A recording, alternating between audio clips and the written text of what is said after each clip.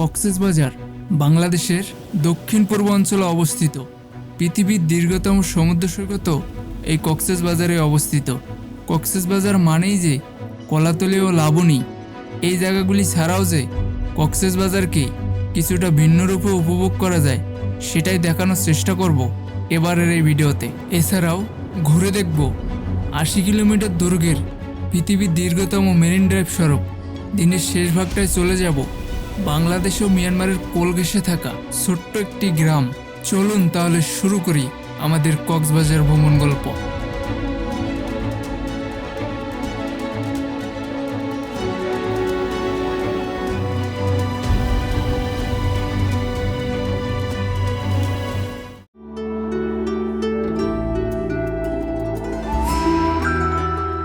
এবার আমাদের যাত্রাটা শুরু হচ্ছে ঢাকার ব্যস্ততম রেল স্টেশন কমলাপুর থেকে। এবারে আমরা ভ্রমণ করতে যাচ্ছি কক্সবাজার এক্সপ্রেস ট্রেনে করে, যার শোভনচারের ভাড়া পড়বে ৭৫৪ টাকা করে। জেনে রাখা ভালো, ঢাকা থেকে কক্সবাজারের দূরত্ব প্রায় ৪০০ কিলোমিটার। যেতে সময় লাগবে আনুমানিক ৭ থেকে ৮ ঘন্টার মতো। যাই হোক, এই ট্রেনের টিকিট সর্বনিম্ন ৭৫৪ টাকা থেকে শুরু হয়ে শ্রীনিবেদে ২৬৪৪ টাকা পর্যন্ত হতে পারে।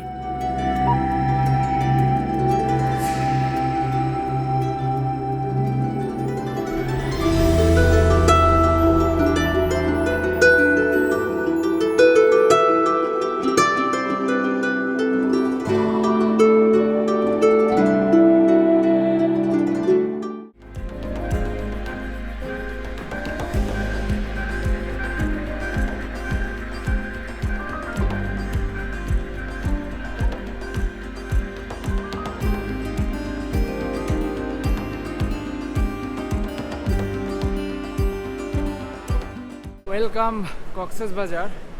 এইমাত্র ৭ থেকে ৮ ঘন্টা জার্নি শেষ করলাম। এখন বাজে অলমোস্ট সকাল ৯টা ৩, আর আমাদের পৌঁছানোর কথা ছিল কিন্তু সকাল ৭টা বাজে। অলরেডি হচ্ছে ট্রেন ২ ঘন্টার মতো লেট করছে, যেহেতু রাত্রে ছাড়ার সময় ছিল ১১টা বাজে, ছাড়া হয়েছে ১২টা ৩০-এর দিকে। এই কারণে মূলত আমাদের আসতে সময় লাগছে আর কি। আমরা এখন এক্সিট করতেছি। আর আপনারা যারা ঢাকা থেকে কক্সবাজার এসে দেন সেন্ট মার্টিন যাওয়ার প্ল্যান করতেছেন ট্রেনে, তো আপনারা এই এসাটা বাদ দেন, কারণ ট্রেন অনেক এখন লেটে আসতেছে। আর আপনারা এই মাত্র ভাই এক্সিট করলাম। আপনারা যারা ঢাকা থেকে কক্সবাজার আসতে চান, অনেকেই কিন্তু টিকিট পান না। আপনারা দেখবেন যে ওয়েবসাইটে ডুবে টিকিট কিন্তু অ্যাভেলেবেল না। ধরেন আপনি ভ্রমণ করবেন ১০ তারিখে, দেখবেন যে ১০ দিন আগ থেকে টিকিট সোল্ড আউট, কোনো টিকিটে পাওয়া যায় না। তো তাদের উদ্দেশ্যে বলতেছি, আমরাও কিন্তু টিকিট পাচ্ছিলাম না।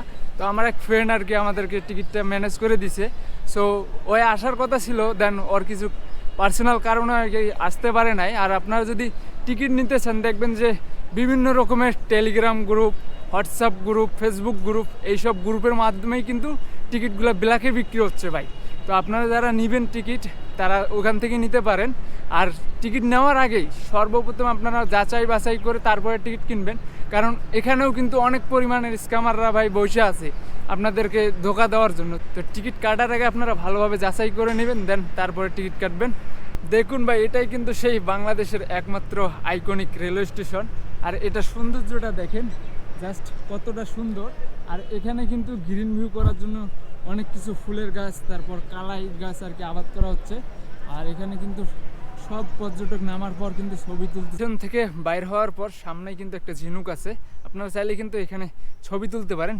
মোটামুটি সবাই কিন্তু এই জায়গায় ছবি তোলে। যাই হোক, আমরা এখন ডলফিন মোড় চলে যাব। আপনারা চাইলে কিন্তু এখান থেকে অটো বা সিএনজি নিতে পারেন, সেই ক্ষেত্রে কিন্তু ভাড়াটা একটু বেশি পড়বে। আর যদি কম টাকায় যেতে চান, তাহলে একটু সামনে গেলে কিন্তু মেন রোড পড়বে, সেখান থেকে গেলে ভাড়াটা একবারে লোকালদের মতো যাইতে পারবেন। তো চলেন আমরা দেখি এখানে কত চাই। এখান থেকে ডলফিন মোড় যাওয়ার ভাড়া হচ্ছে সবাই ৮০ টাকা থেকে ১০০ টাকা যাচ্ছে। সো আমরা হচ্ছে মেন রোডে যাব, ওখান থেকে পার পার্সন ২০ টাকা করে দিলেই কিন্তু আমরা ডলফিন মোড়ে যাইতে পারবো। তো চলেন ওখানে যাই। এখান থেকে বের হওয়ার পর ওখানে কিছু অটো সিএনজি দামাদামি করলাম। ভাই সবাই ৮০ থেকে ১০০ টাকা যাচ্ছে, লোকাল ভাড়া হচ্ছে ২০ টাকা করে। সো আমরা মেন রাস্তার দিকে যাচ্ছি, ওখান থেকে লোকাল ভাড়ায় করে যাব আর কি। লোকাল ভাড়া ২০ টাকা হলে ডলফিন মোড় যাওয়া যাচ্ছে। এখান থেকে আপনারা কেন ৮০ থেকে ১০০ টাকা দিয়ে যাবেন ভাই? এখানে পরতে স্ক্যাম হয়। আপনি যদি একটু সচেতন না হন ভাই, তাহলে কিন্তু আপনার পকেট যে কোন সাইড দিয়ে কেটে নিবে আপনি ভাই টেরও পাবেন না।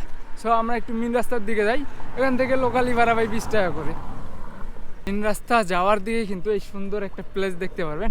আপনারা কিন্তু চাইলে এই জায়গাতে ফটোশ্যুট ছবি তুলতে পারেন। এই জায়গাটা কিন্তু অনেক বেশি সুন্দর। এটাই কিন্তু ভাই বাংলাদেশের প্রথম আইকনিক রেল স্টেশন। এর আগে কিন্তু আমাদের এরকম আধুনিক বা লাক্সারিয়াস রেল স্টেশন একটাও নাই, এটাই হচ্ছে ফার্স্ট।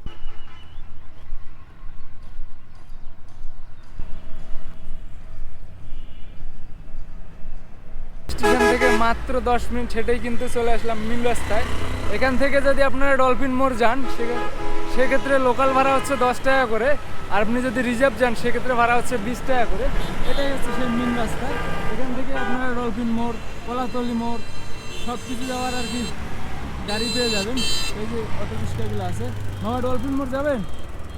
ডলফিন মোড় মাল আছে যে যান যান। মেন রাস্তা থেকে একটা লোকাল অটোতে উঠলাম, ভাড়া হচ্ছে এখান থেকে ডলফিন মোড় 20 টাকা করে। আপনারা যদি ওখান থেকে আসেন 80 থেকে 100 টাকা ভাই। কক্সবাজারে আপনি যেখানে যাবেন যদি একটু চালাক না হন আপনার পরতে ভাই বিপদ। আপনার কখন যে পকেট থেকে টাকা নিয়ে যাবে আপনি টেরও পাইবেন না। তো আপনারা যদি একটু চালাক হন তাহলে এখান থেকে এসে লোকালি আসতে পারেন 20 টাকা করে, আর ওখান থেকে 80 টাকা 100 টাকা কেউ আবার 200 টাকাও চাচ্ছে। তো আমরা যাচ্ছি ডলফিন মোড়।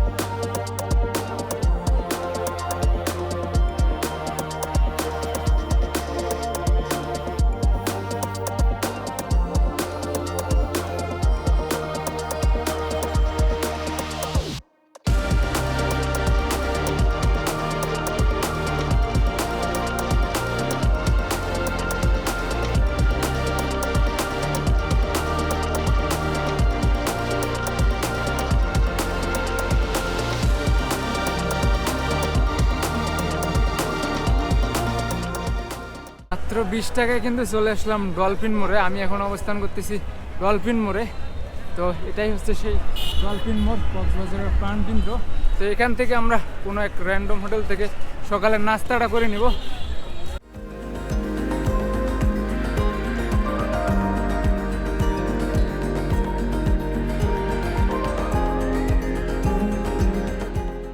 সকালের নাস্তা শেষ করে ডলফিন মোড় থেকে এখন সারাদিনের জন্য একটা সিএনজি ভাড়া করব। তো অনেকেই অনেক রকম দাম চাচ্ছে, কেউ 3000, কেউ 3500। লাস্ট একটা সিএনজি হচ্ছে 2300 টাকায় ভাড়া করলাম। এই যে ভাইয়ের সিএনজি। তো আমি নাম্বারটা দিয়ে রাখবো, আপনারা চাইলে ভাইয়ের সাথে কন্ট্যাক্ট করতে পারেন। দেন এর আগের বার যখন আসছিলাম তখন এই যে ছোটো যে ব্যাটারি চালিত যে রিক্সাগুলো আছে ভাই, ওরা যেভাবে স্ক্যামগুলো করে আপনাদেরকে বলি। সো সিএনজি চাচ্ছে 2500 টাকা করে, 3000 টাকা করে। দেন ওরা হচ্ছে 1200 টাকায় নিয়ে যাবে আপনাকে। 1200 টাকায় টেকনাফের হচ্ছে মিনি বান্দরবন পর্যন্ত নিয়ে যাবে। দেন ওখানে যায় ওদের গাড়ির চার্জ শেষ হয়ে যাবে। দেন ওখান থেকে আর ব্যাক আসতে পারবে না, পরে ভাই ভাড়া ফুল দিতে হবে। তো এইরকম একটা স্ক্যামের শিকার পড়ছিলাম আমরা, বাট এই কারণে আপনাদের সাথে শেয়ার করা। তো আপনারা যদি যান ওইদিকে শাহপুরীর দ্বীপ, তারপর ইনানি জিটি ঘাট, দেন আপনার সিএনজি নিয়ে যাবেন, তাহলে অনেক ভালো হবে। ডলফিন মোড়ে কিন্তু আপনারা অনেক রকমের সিএনজি পেয়ে যাবেন। তো আপনারা একটু দামাদামি করলেই কিন্তু কম টাকায় পেয়ে যাবেন। আমার আশেপাশে দেখতে পাচ্ছেন কত সিএনজি, অটো রিক্সা, কান্দের গাড়ি, অ্যাভেলেবল সব কিছু পাওয়া যাবে নাকি আপনারা এখান থেকে। আমরা এখন রওনা দেই। এবারে আমাদের প্ল্যান কিছুটা ভিন্ন। কক্সবাজার শহর থেকে দক্ষিণ দিকে রওনা হয়ে যাই কক্সবাজার বায়ু বিদ্যুৎ কেন্দ্র দেখার উদ্দেশ্যে। যেসব জায়গা হয়তো বা খুবই কম সংখ্যক পর্যটকেই চেনে। যেতে সময় লাগবে আনুমানিক 30 থেকে 40 মিনিটের মতো। একটা দিন সারাদিন ঘুরে দেখব কক্সবাজারের না দেখা কিছু সৌন্দর্য।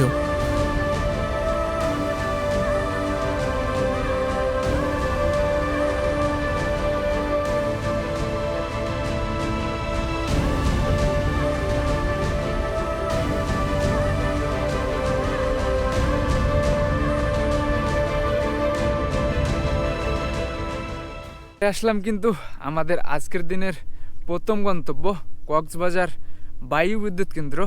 আপনারা এখানে আসলে দেখতে পারবেন বড় বড় টাওয়ার, আর মূলত এই টাওয়ারগুলো থেকেই কিন্তু বিদ্যুৎ জেনারেট করা হচ্ছে। মিলে কিন্তু জায়গাটা অনেক বেশি সুন্দর। আপনারা চাইলে এখানে আসতে পারেন, ছবি তুলতে পারেন। আর চারিদিকে কিন্তু গ্রামীণ পরিবেশ, আপনারা এখানে আসলেই বুঝতে পারবেন। এখানে কিন্তু ট্যুরিস্ট একেবারেই খুবই কম আসে, কারণ এটা বিষয়ে কিন্তু অনেক মানুষ জানে না, আবার জানে, কারণ সবাই তো কক্সবাজার আসলে কক্সবাজারের আশেপাশে ঘুরেই কিন্তু চলে যায়।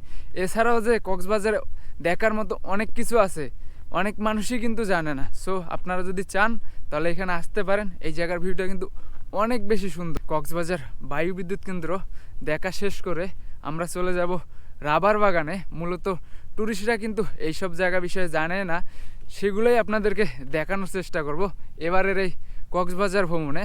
তো চলেন।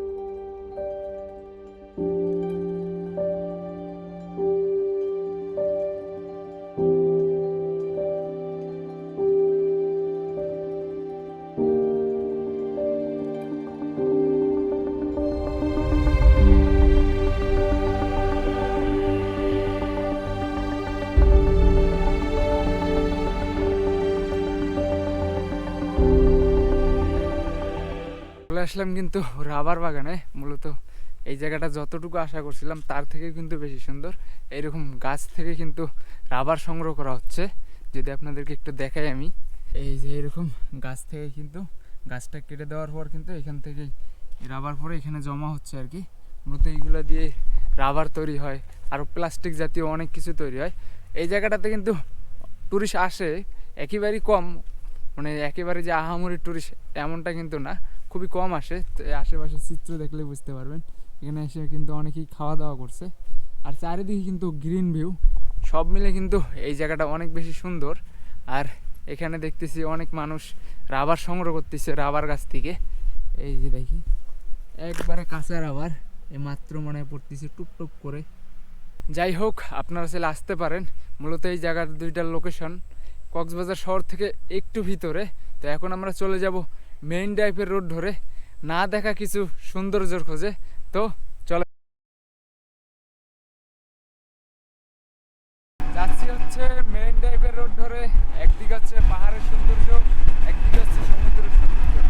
রাস্তার অবস্থা তেমন একটা ভালো না, প্রচুর পরিমাণে ধুলাবালি উঠতেছে, আর রাস্তার সমস্যার কাজ চলতেছে। তো মাঝে মাঝে অনেক সময় জামে দাঁড়ায় থাকতে হচ্ছে। তো আমরা যাচ্ছি মেইন ড্রাইভের রোড ধরে।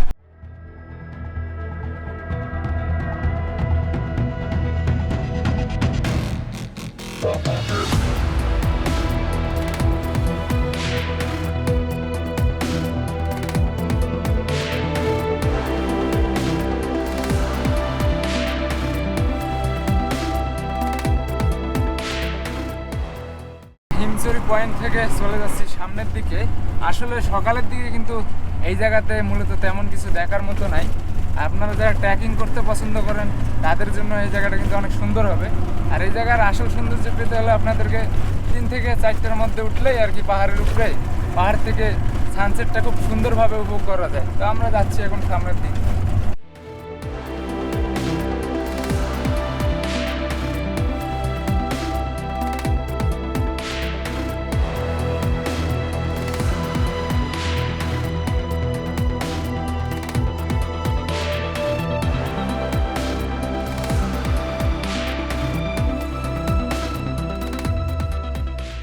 মেরিন ড্রাইভের রোড ধরে যাওয়ার পথে পর্বে হচ্ছে সোনাপাড়া বিচ। মূলত এখানে কোনো পর্যটকই নামে না।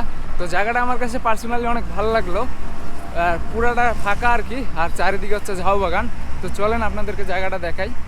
মূলত এই বীজটা কিন্তু সবসময় ফাঁকা থাকে, কোনো পর্যটকই এই জায়গায় নামে না। এই যাওয়ার সময় এরকম একটা কাঠের ব্রিজ পাবেন, মূলত এই ব্রিজটা ধরেই কিন্তু হেঁটে যেতে হবে বীজের দিকে।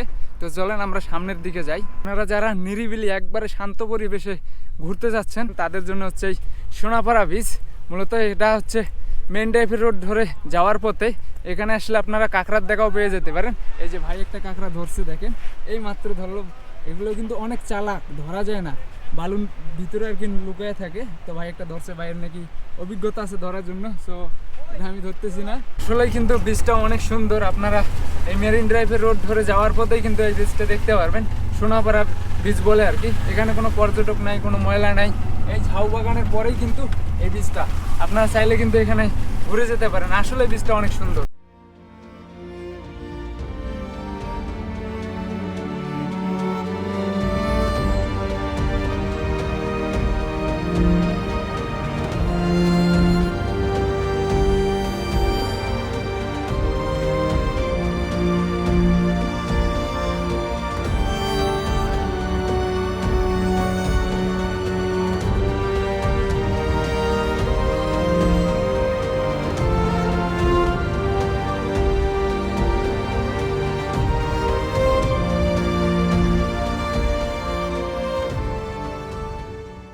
আসলাম পাডোয়ারটাকে।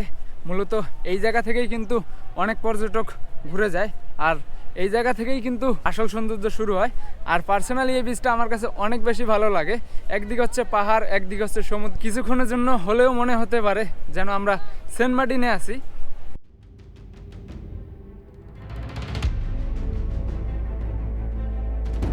আমরা পাডোয়ারটাক দেখা শেষ করে রওনা হয়ে যাই টেকনাফের উদ্দেশ্যে। এই পথে যেতে যেতে দেখা মিলবে একদিকে সমুদ্র, আর একদিকে দাঁড়িয়ে থাকা দানবাকৃতির পাহাড়।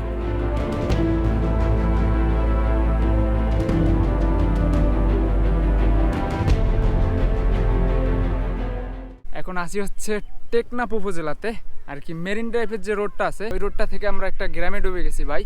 গ্রামটা একদম ছবির মতো সুন্দর। গ্রামের চারপাশে হচ্ছে সুপারি গাছ, আর এক সাইডে হচ্ছে পাহাড়। সব মিলে গ্রামটা অনেক বেশি সুন্দর। আর সুপারি গাছের ফাঁকে ফাঁকে কয়েকটা বাড়িঘর। যদি আপনাদেরকে গ্রামটা আমি দেখাই, গ্রামটা কিন্তু অনেক বেশি সুন্দর। জাস্ট আশেপাশের ভিউটা দেখেন কত বেশি সুন্দর। এই সুপারি গাছের মাঝখানেই কিন্তু একটা মসজিদ তৈরি করা হয়েছে।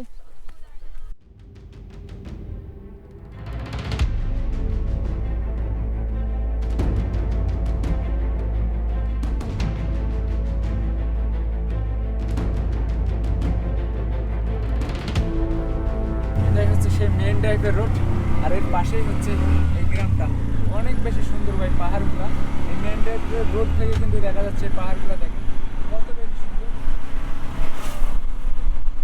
আর পুরো গ্রামটাই হচ্ছে পাহাড় দিয়ে ঘেরা। এই মেরিন ড্রাইভের রোড ধরেই যেতে যেতে পাহাড়গুলো উপভোগ করতে পারবেন। আর আপনারা চাইলে এই গ্রামটাও ঘুরে আসতে পারেন ভাই। আমার কাছে বেসিক্যালি গ্রামটা অনেক বেশি সুন্দর লাগছে। চারিদিকে সুপারি গাছ দিয়ে ভরা, আর সুপারি কিন্তু অনেক পরিমাণে চাষ হয় এখান থেকে। এই যে সমুদ্র এখানে, আর এর পাশেই হচ্ছে এই গ্রামটা। দেখেন জাস্ট ভিউটা দেখেন ভাই, লুক এট দ্য ভিউ।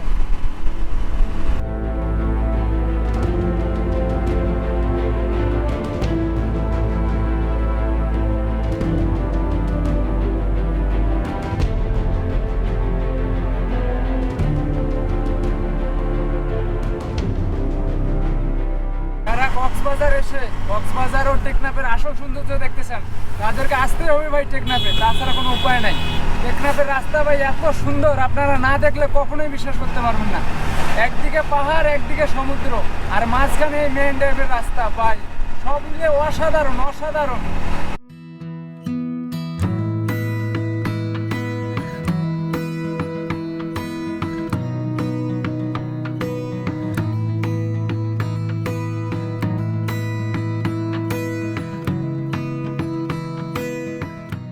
আমরা মেরিন ড্রাইভের রোড ধরে যেতে যেতে একটা জায়গায় থামলাম আর কি। মূলত এটা হচ্ছে টেকনাফ বীচ বলে আর কি।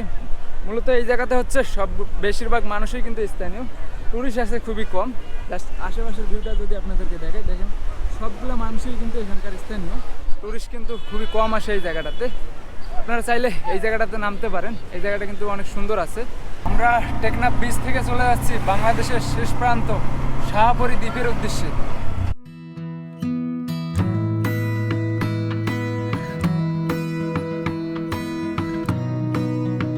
দিনের শেষ ভাগটায় চলে আসি বাংলাদেশের শেষ সীমানা শাহপরীর দ্বীপে। এখান থেকেই দেখা মিলবে নাপ নদীর সৌন্দর্য। একটু দূরে তাকালেই দেখা মিলে মিয়ানমারের ভূমিতে থাকা দানব আকৃতির পাহাড়। আজকের ভিডিও এতটুকুই, দেখা হচ্ছে নতুন কোনো ভ্রমণ গল্প নিয়ে।